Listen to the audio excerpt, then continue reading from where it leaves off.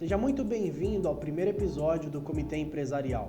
Eu sou o Riquelme, e eu, Eduardo, e nós seremos os apresentadores da nossa reunião.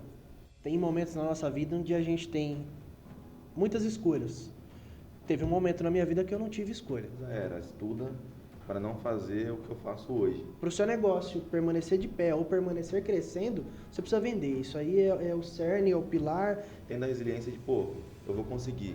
O que eu preciso fazer? Onde eu preciso buscar? Com quem eu preciso falar? A maior inspiração foi o meu pai.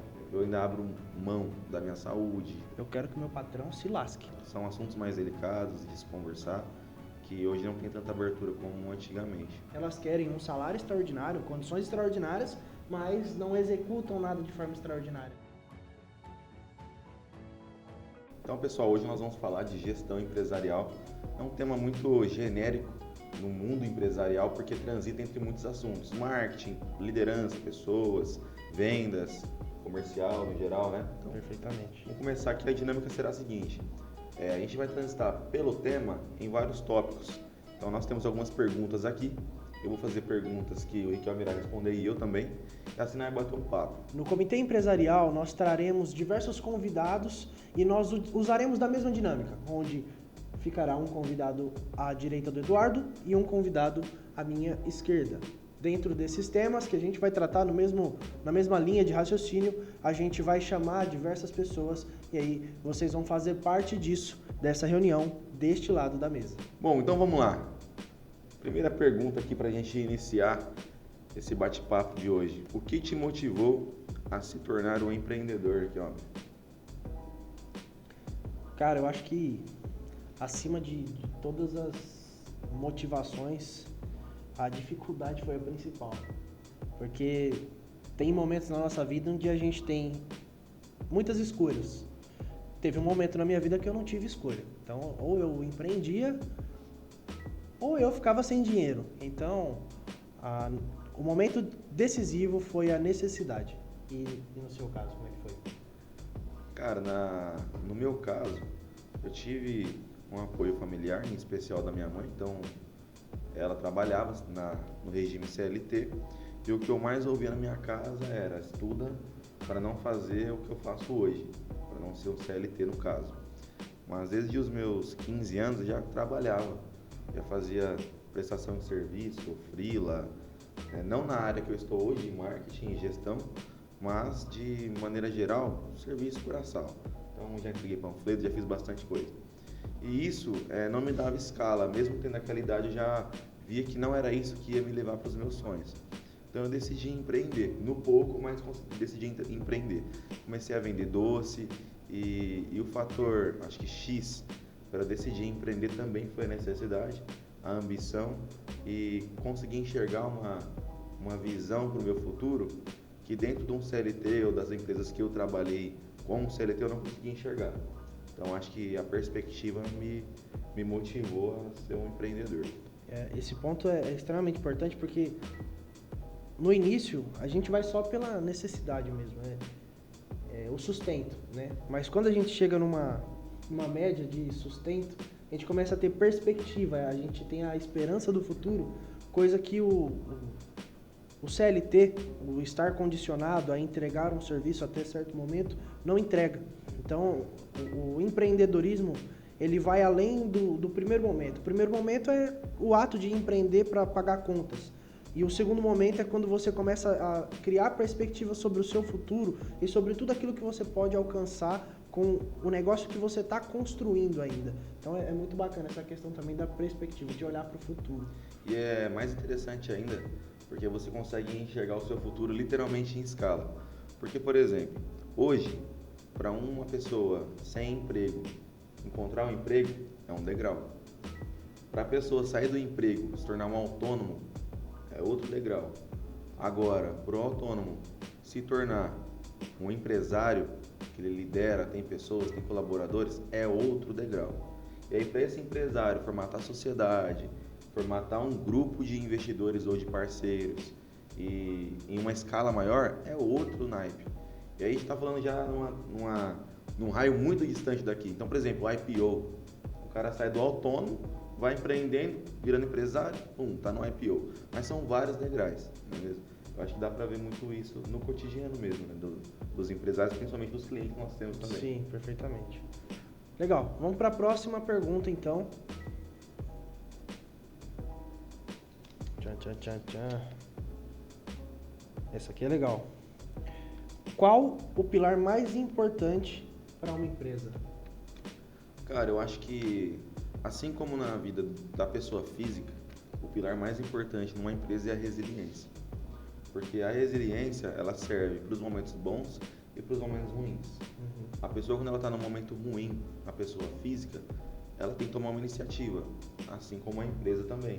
Então, uma empresa que tem poucas vendas precisa ter a resiliência de enfrentar aquilo, de peito aberto, mas tendo a resiliência de, eu vou conseguir, o que eu preciso fazer, onde eu preciso buscar, com quem eu preciso falar. Então, isso para todas as áreas, vendas, marketing, gestão, tudo, até nas partes mais burocráticas. Por exemplo, o que mais quebra uma empresa hoje é o tributário, fiscal, entendeu? Os impostos no Brasil têm uma carga muito alta. Então, se você não tem resiliência, cara, ainda mais no Brasil, o empreendedor brasileiro, ele sofre muito, tem que ter resiliência. Então, na minha opinião, o pilar base é resiliência. Legal, eu acho muito importante a resiliência no negócio, só que a resiliência ela é um pilar intelectual, né? É mais sobre como você reage às situações. Mas, na minha opinião, é mais sobre o prático. E o que é o prático na empresa? É a venda.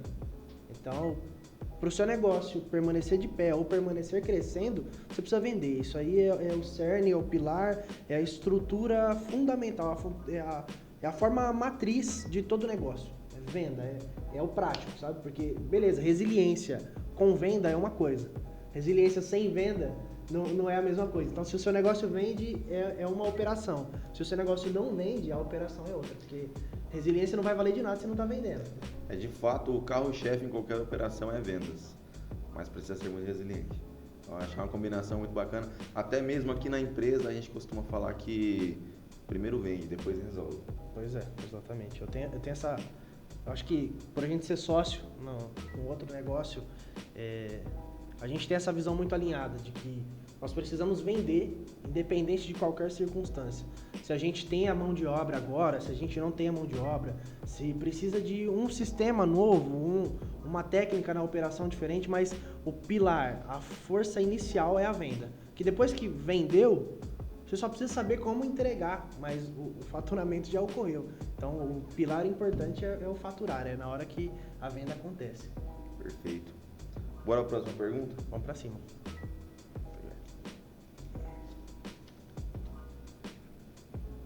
Quem é sua maior inspiração nos negócios?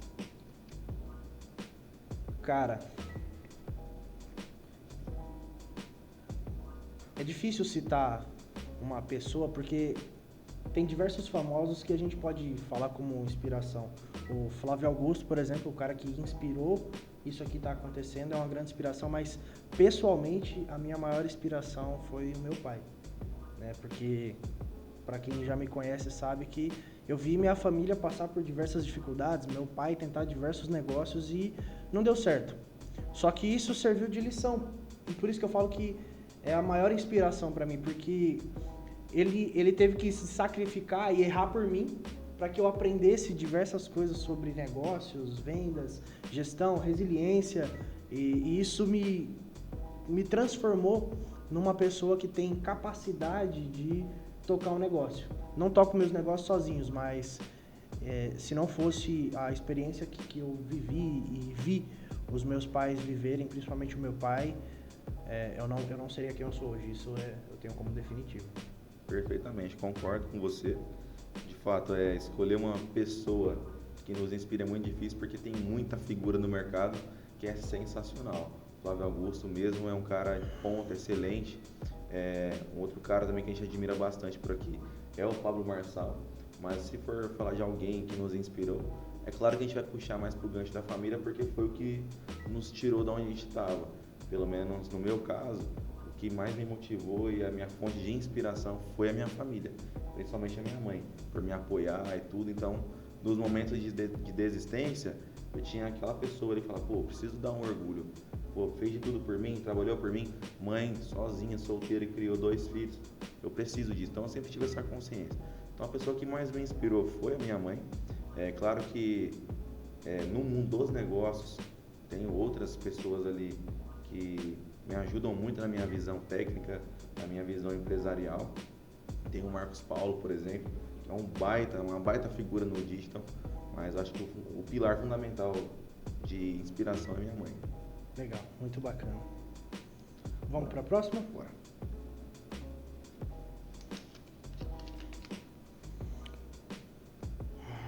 Vai ser legal. Como você equilibra a paixão pelo negócio com a responsabilidade do dia a dia? Cara, essa pergunta, ela faz refletir muito sobre o passado. Quando a gente iniciou a empresa, até de madrugada trabalhando e tudo aquela loucura, hoje está um pouco mais estável, né? Então hoje a gente consegue delegar, a gente consegue ter uma empresa semi-autogerenciável. Não funciona sem a gente 100%, sim, mas também não depende da gente 100% para o negócio acontecer. Mas a questão da conciliação, eu confesso que eu ainda peco bastante. Por exemplo, eu ainda abro mão da minha saúde, de treinar, para poder, tá dentro do negócio, tá inserido no negócio. Não porque é necessário 100%, mas porque é um tabu meu, entendeu? É uma questão minha. O fato de estar aqui dentro, dessa questão de pertencimento, é difícil. Mas eu procuro tirar a minha cabeça pelo menos nos finais de semana. Nos finais de semana eu procuro estacionar mesmo, não tentar lembrar de problema, porque, pessoal, na boa, o empresário ele tem muito problema para resolver. Então, se ele leva esses problemas para casa, ele tem muito conflito com o cônjuge, com a família, filhos, mãe, pai. Então, é um grande problema isso aí. É claro que a gente tem que ser resiliente, mas a gente também não pode esquecer que por trás de um homem tem a sua família. Então, eu pelo menos tento deixar o problema aqui. Vai ter dia que não vai dar certo. Tem vezes que eu saio daqui esgotado, saio da empresa esgotado, chego em casa esgotado, mas na maior parte do tempo eu procuro ter pessoas para contar. Então, por isso eu conto com o Riquelme, conto com o Henrique, nosso parceiro, o Thiago também. Então são pessoas que a gente divide problema para poder dividir lucro, que é um quesito muito importante também. Muitas empresas o pessoal faz sociedade e acaba sobrecarregando um ao outro, e no final das contas tem que dividir o dinheiro. Então eu procuro sempre ter parceiros com quem eu posso contar para dividir problema. Dividindo o problema eu consigo ter um pouquinho de paz. Legal, eu tenho essa mesma visão sobre como separar um pouco da paixão com a responsabilidade, porque a paixão pelo negócio foi o primeiro negócio e foi o negócio que perpetuou assim, enraizou para a família e etc. Então é muito difícil você conseguir tirar a paixão pelo negócio que te deu sustento, e muito mais que sustento, ele te deu algumas conquistas que às vezes a gente nem esperava ter. Então conseguir fazer essa proporção de amor com responsabilidade é muito difícil para quem está tocando um negócio que foi o primeiro negócio. Mas a questão da sociedade é um dos pontos principais em como fazer para que as responsabilidades elas sejam divididas de forma coerente e que a paixão pelo negócio não tome conta do negócio. Porque quem trata um negócio de forma 100% emocional excluiu o racional. Então eu falo que é muito importante ter o racional em 50% e o emocional em 50% do negócio para que as coisas tenham equilíbrio. E no final das contas, o que todo negócio precisa é de um pouco de equilíbrio, né? Uma empresa sem paixão, sem pertencimento por parte do proprietário, ela não tem razão, ela não tem potencial de crescimento. Mas as empresas que também são só amor e não tem a razão, acaba se tomando algumas decisões erradas. Então, a busca do equilíbrio constante, eu acho que é o principal fator para equilibrar isso, né? Por isso que é muito importante, pessoal, constituir uma empresa com um sócio, principalmente se ele tem uma visão parecida com a sua, semelhante, igual não vai ser, mas, que soma, que trabalha junto, que tem os mesmos sonhos, porque aí você consegue ter um pouquinho de paz também, porque a vida do empreendedor é muito problema. Bom, perfeito. Próxima pergunta? Vamos pra cima. Vamos lá.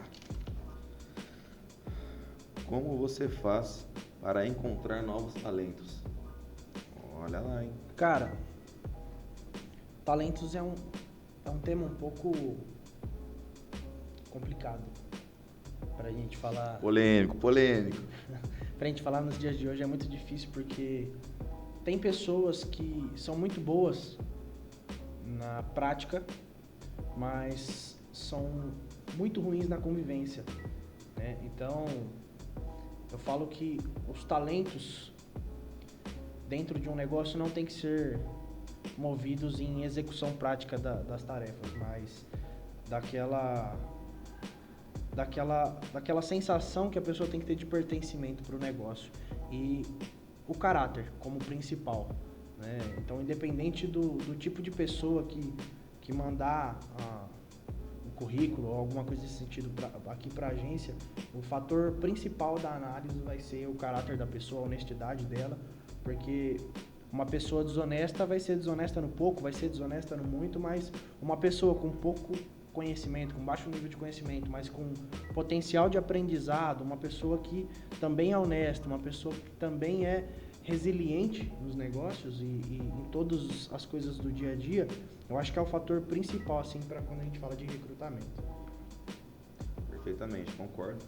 Realmente é um tema muito polêmico, porque a gente tem visto uma geração de pessoas difíceis, né?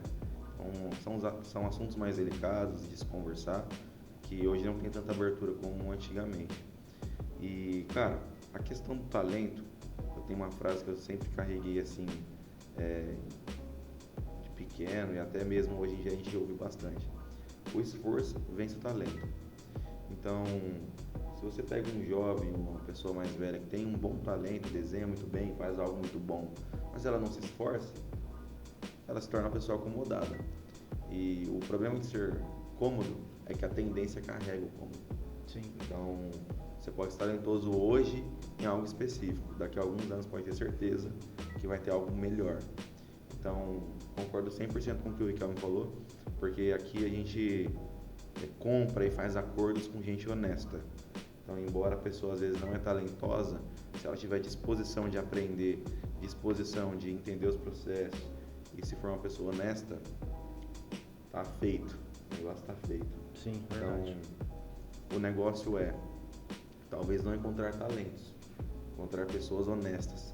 E tem até alguns outros assuntos que envolvem isso, no quesito pessoas, que eu estava até vendo recentemente nas redes sociais, o pessoal falando, não, você não precisa ter o olhar do dono na empresa não, porque no final das contas o dono vai pegar o carro dele importado e vai viajar e você vai ficar na operação. Mas daí a gente, ressalta outra coisa. Quantas pessoas com olhar de dono não chegaram em cadeiras de presidente, de diretor? A gente recentemente até viu. É o CEO da Nike agora, né? CEO da Nike, cara, entrou como estagiário após anos, entrou em 1992, se eu não me engano. Sim, bem jovem. Inclusive, é algo muito interessante para se ver, a gente viu no LinkedIn. Cara, entrou como estagiário na empresa e agora foi anunciado como CEO. Então, assim, aí tá a prova viva de que você pode ter olhar de dono. Olhar de dono não significa que você vai se rebaixar, vai fazer de tudo, o famoso puxa-saco, não é isso. Olhar de dono é você ter coerência, o senso de pertencimento, colocar uma coisa no lugar sem ser feito um pedido, entendeu? Sim, então, são pessoas assim que prosperam, entendeu? Que tem dignidade, que tem força de vontade e vai até o fim. Ponto bacana, um pouco averso ao que a gente vem falando aqui, mas a gente vive numa sociedade hoje que as pessoas, elas só pensam em uma coisa, ou melhor, muitas pessoas, não todas, elas começam a trabalhar com um propósito muito diferente do que ela está fazendo, e a única coisa que ela tem fixo na cabeça dela é: eu quero que meu patrão se lasque, eu quero bônus, eu quero benefício, eu quero dias de folga, eu quero férias, mas quando se trata do empreendedor para trazer para perto, para fazer as coisas acontecerem dentro do negócio, a pessoa não quer fazer o mínimo da parte dela. Porque a gente, como donos do negócio, a gente entende que é o mínimo. Bonificar colaborador, presentear, conceder folga, férias, etc. Para nós, isso é o mínimo. Só que a gente espera o mínimo das pessoas também. Algumas pessoas, elas não pode oferecer o mínimo. Elas vão para o mercado de trabalho justamente para não oferecer o mínimo. Elas querem além do que as empresas tradicionais oferecem, mas elas não fazem nada extraordinário. Elas querem um salário extraordinário, condições extraordinárias, mas não executam nada de forma extraordinária. Falando um pouco sobre, né, a execução, né, o trabalho do dia a dia. Bom. Então é um ponto averso, mas que eu achei importante ponderar. Até um ponto, já concluindo, já deu para notar que não existe essa questão de talento na nossa concepção. Sim. A pessoa ela tem que ser pau na máquina. Essa pessoa é gente boa, cara. A pessoa que tá com a visão pro crescimento. E quem tá com a visão pro crescimento é assim. Ou eu cresço aqui, ou eu cresço em outro lugar. Porque quando a gente fala de colaborador e empresário, é uma via de mão dupla. Tá? O empresário, ele não tá numa posição de, faz o que eu tô mandando. Não é isso. Ele tá numa posição de, eu vou crescer junto, eu preciso que você me ajude e você vai crescer também. Agora, quando só um cresce, não é legal para ambos e a parceria ela se torna curta. Então tem que ser uma via de mão dupla. Cara, por que você está fazendo isso? Sim. Eu estou fazendo isso por conta disso. Então nós temos um acordo. Então acho que é isso que faz acontecer. Porque no fundo, pessoas egoístas sempre vão cobrar mais. Então, pessoas egoístas, colaborador egoísta cobra mais do dono. Dono egoísta explora o colaborador. Então não precisa ser assim. Eu acho que tem que ter essa via de mão dupla. Então, zero talento e mais pessoas com vontade de fazer acontecer. Top. Você vai com chave de ouro. Vamos lá, próxima pergunta. Bora. O que você acredita ser mais importante na venda? Cara, eu acredito que na venda, primeiro, se você chegou ali numa reunião, um pitch já feito, a pessoa já tem necessidade de comprar o seu produto ou o seu serviço. Então, a partir daí eu considero que o mais importante é clareza e uma venda honesta. Ponto final. Eu acho que não precisa desenhar mais do que isso. A venda ela tem que ser clara e honesta. Porque se chegou para vender, um tem necessidade e outro tem a solução. Para mim é isso. Top. Eu, como autor do comercial da nossa empresa, né? Eu acredito que hoje, com o comportamento do consumidor, do jeito que está, com tudo que vem se movimentando ultimamente, o mais importante na venda é a experiência. Tanto a experiência de compra, de aquisição, a experiência de primeiro atendimento, a experiência de andamento, que é quando o negócio já está funcionando, e, caso necessário, a experiência de encerramento. Porque existe N fatores, falando sobre encerramento, né? Tem N fatores que fazem com que uma empresa encerre um contrato recorrente ou que desista de algum serviço. Talvez financeiro, talvez intelectual, espiritual, familiar e diversos fatores dentro da empresa também para fazer com que o cliente desista do serviço. Mas se a experiência em todos esses 5 pontos com o consumidor, se a experiência for boa, eu tenho certeza de que ele vai lembrar da sua empresa em momentos oportunos. Porque se o cara saiu por dinheiro e porque ele não conseguia de fato estar ali ou usufruir do serviço naquele momento, por dinheiro ele saiu, por dinheiro ele volta. Então, na hora que o cara conseguir se estabilizar financeiramente, se a experiência foi boa com o seu negócio, ele retoma as atividades com você. Então, acho que o mais fundamental quando se fala de venda é a experiência. Desde o início, né, até a prospecção tem que ser uma experiência boa, até... Perfeitamente. A gente tem um case maravilhoso aí que a gente vê no mercado, que é a Disney, né? Eles pregam muito a experiência do início ao fim. Não só pelo objetivo, que é a diversão, mas o usuário, a pessoa que está utilizando aquele serviço, ela tem uma experiência desde a entrada até a saída do parque. Maravilhoso. Legal. Bom, perfeito.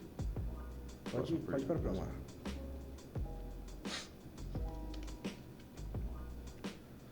O que você considera mais importante na gestão de uma empresa? Agora a gente pode falar que é resiliência, pelo menos na minha opinião. Legal. Porque para manter a empresa de pé você precisa vender, mas para gerenciar uma empresa você precisa ser resiliente, não tem jeito. Porque tem dias, no mesmo dia pode ser muito bom e muito ruim. Você pode começar o dia com o pé direito e encerrar com o pé esquerdo. E a gente vê muito esses dias, participa muito desses dias. E a resiliência é um pilar fundamental para gerenciar, para cuidar do negócio. Mas, além disso, é a vontade de continuar crescendo, aquele olhar adiante, sabe? Aquela visão para que a empresa continue caminhando. Eu acho que isso e a resiliência são os dois pilares para se gerenciar um negócio de forma minimamente saudável. Com certeza. Bom, eu concordo. Eu prego muito a palavra resiliência, tento lidar muito bem com ela. O que eu considero muito importante também numa empresa é a visão e os valores, né? Porque você precisa ter esse norte de onde você está indo, para onde você está indo, e baseado nisso você precisa praticar os valores que você mesmo considera importante. Então, assim, eu acho que é importante, dentro de uma gestão empresarial, ter um financeiro muito bem alinhado, ter um comercial muito bem alinhado, e para isso você precisa de boas decisões. Então, para você tomar decisões, você precisa de dados. Então, hoje, eu considero muito importante dados. Tanto é que, ao longo da nossa operação, por mais que encurtada, a gente sempre teve uma maneira de ter métricas. Dados do comercial, dados do financeiro, dados do atendimento, dados das pessoas, dados dos colaboradores. Porque depois que vai passando o primeiro ano de operação, o segundo ano de operação, você ainda está no maior risco. Porque as empresas, as maiores empresas ali a quantidade das empresas que fecham nos primeiros 2 anos é absurda. Sim. Então, você ainda está no risco. Então, se no segundo ano você tem o histórico do primeiro, em dados, te auxilia muito para buscar o próximo. Sim, se no terceiro ano você tem o histórico dos 2 últimos, excelente. Então, eu considero que o mais importante na gestão de uma empresa são os dados. Porque aí com os dados você tem a resiliência para tomar a decisão e você tem a motivação para seguir a visão que você determinou. Nossa, top. Muito bacana. Vamos para a última pergunta, então? Vamos embora.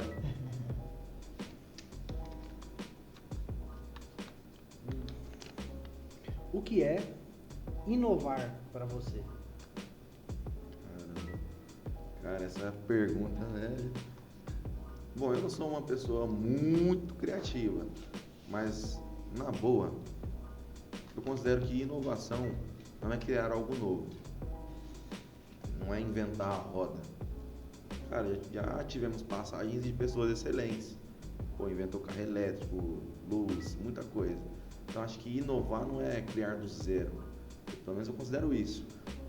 Hoje, eu determino que a inovação ela é transformar algumas coisas já prontas, é modificar, por exemplo, a experiência. O Ricardo falou que ele considera muito importante nas vendas. Eu acho que trabalhar com experiência faz com que a inovação seja natural em muitas das coisas. Porque, por exemplo, eu quero tomar esse copo d'água. Nesse copo é uma experiência. Um copo americano é outra experiência. Um copo da Stanley é outra experiência. Então, você fabricou produtos diferentes para o mesmo objetivo, com várias experiências. Sim. Então, assim, é o que eu imagino, é o que eu penso, entendeu? Eu levo pro dia a dia e é o que menos me frustra, porque a gente que está dentro da operação todos os dias, vem do mercado, vem do concorrente, se a gente não consegue ter essa associação do que é inovação, a gente fica frustrado. Porque, por que eu não inventei marketing? Cara, não tem como, você vai criar métodos de trabalho, de mensuração de dados, mas você não consegue fazer algo do zero, é muito difícil hoje em dia. Sim. Principalmente agora com a inteligência artificial, com bastante coisa nova no mercado, tecnologia. Então, para mim, cara, a inovação é você pegar algo que já está feito e fazer melhor. Eu tenho exatamente essa mesma visão que você, e algo muito bacana, cheguei a anotar aqui esse insight aqui, as pessoas confundem muito inovar com inventar. Porque a invenção é a criação do zero. A inovação é você pegar algo que já foi criado do zero, fazer com que ele seja executado de forma mais prática, mais inteligente, mais bonita que seja. Mas o inovar não necessariamente é inventar algo. Não precisa ser criado do zero para que seja inovação, mas precisa ser renovado para que seja inovação. Perfeito. Inclusive você que tem uma empresa de serviço ou de produto, quer inovar, cara, tem muita ferramenta no mercado hoje que pode te ajudar. A gente vê o chat GPT-4 ali, joga as suas ideias ali, escute com o chat, entendeu? Mais importante do que isso é a humanização.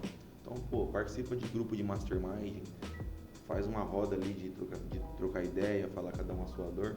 Sim. Com certeza vai sair vários insights de inovação. Legal, muito bacana.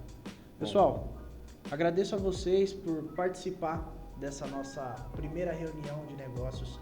E eu vou te pedir para curtir esse vídeo aqui, para que você não perca nenhum dos próximos, comentar se você achar que faz sentido, mas principalmente tragam novos temas aqui nos comentários. Comenta aqui e a gente vai ler todos os comentários e vai colocando ali na programação conforme o dia a dia.